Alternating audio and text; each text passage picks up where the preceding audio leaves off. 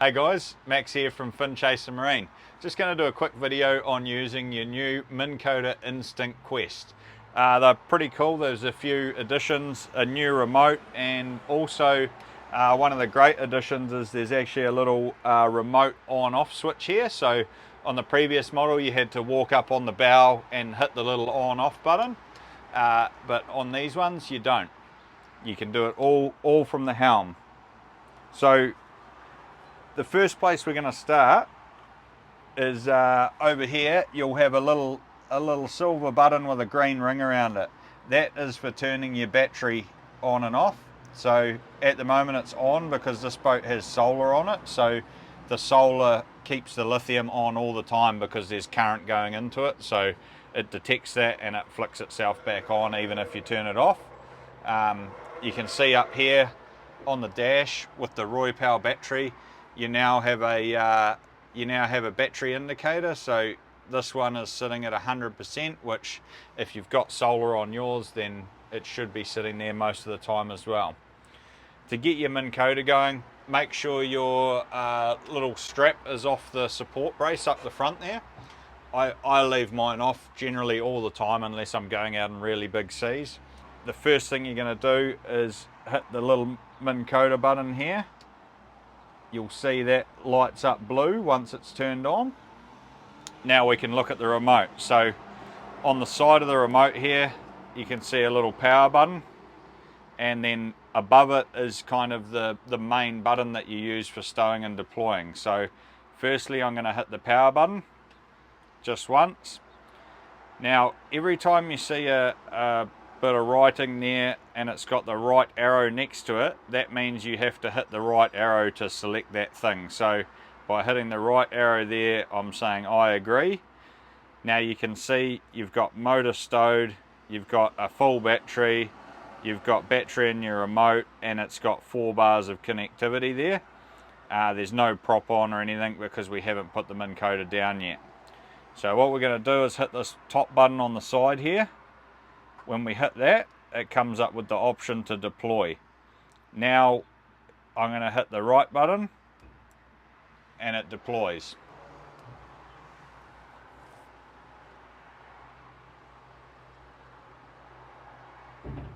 Now the first thing you need to know is how to trim it. So by hitting this button again, you've now got the option to trim up or trim down, and you can see the indicator on the side there.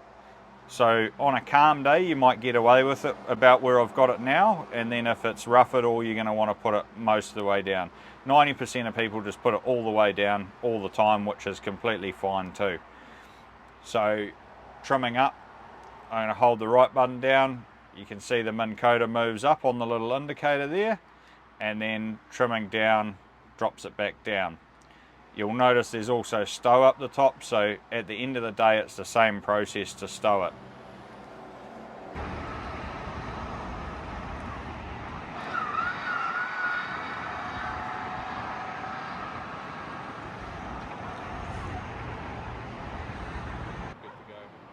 Alright, so now that you've got it deployed and trimmed to the correct height, there's a few basic functions that you're going to use. Most people, their favourite function that they're going to use all the time is this anchor button right here. So all you do is hit that button once and it'll now come up with your spot lock screen. So you can see you're locked there. This is your distance to where you've marked the anchor. So it might start off at 5 as you're drifting, and it'll get it down to about 1 to 0 as you get more locked in. At any point in time you can move that. If you want to go left, you hit the left arrow. If you want to go, you can see now because we're on land, it's just trying to take off to the left of where the Minn Kota is facing. And then you can also hit the up button to try and move. Now it's trying to move more forwards and right or down. So if you're on a spot and you think the fish are just off to the side, then that's a really good little tool to be able to use. When you're finished, you can either hit go back and then the right arrow, or if I anchor us again, you can just hit the anchor button, and that's the quickest way to get it back off anchor.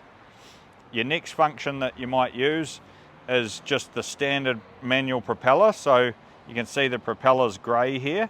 You're going to want to turn that on by pushing the prop button. Now it's on, but we've got no prop speed. So by pushing the plus button, you can then work that prop speed anywhere from 0 up to 10, and that'll change your speed. Then you just use the arrows, and that will turn the Minn Kota either clockwise or anti-clockwise as you do it. So that's just me pushing the buttons there, turning that round. To expand on that, I generally will use the autopilot function. So what that does is it's these two little lines with the arrow in the middle. You hit that, and now it's locked a course on wherever that Minn Kota was pointing when you hit the button. And what it'll do is, as the back end of the boat sort of swings left to right, it'll adjust for it and keep you going in a straight line. That's really handy, and you can also use the cruise control in conjunction with that. Once you're on cruise control, you can set a target speed. So rather than prop speed, you're looking at actual boat speed, and now it's going to try and maintain 0.3 of a mile per hour. Because we're on land and it can't move anywhere, it's just going to go up to 10 to try and get us there. So I'm going to cancel that, same thing, go back button, and then the right hand button there. Now we've got nothing on apart from the propeller on 10, so going to cancel the propeller. Now the latest innovation that they've done is what's called a drift mode, and that will create a drift facing any direction you want at any speed you want, up to a couple of miles an hour. So it's really simple to use.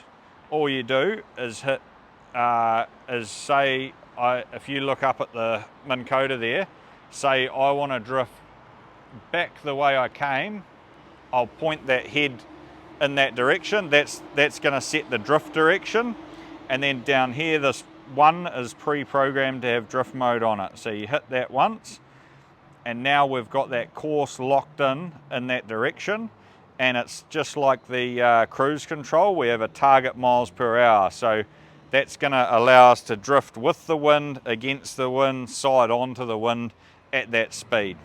If you hit the button again, yeah, you can adjust your course. So you can say I want to go 15 degrees to the right, and then you go back out, and now my course is adjusted 15 degrees to the right. You can also jog, which is if you go down here, that's gonna move your whole drift line over however many feet. So say you're running parallel to something and you go, I'm just a little bit too far away, you can use that jog function to just move yourself back over a little bit. There you have it. That's pretty much it. It's a pretty cool setup, and it's a good way to catch a lot of fish by drifting places you couldn't normally drift. You can leave the sea anchor at home, you don't need that anymore. Cheers, have a good one.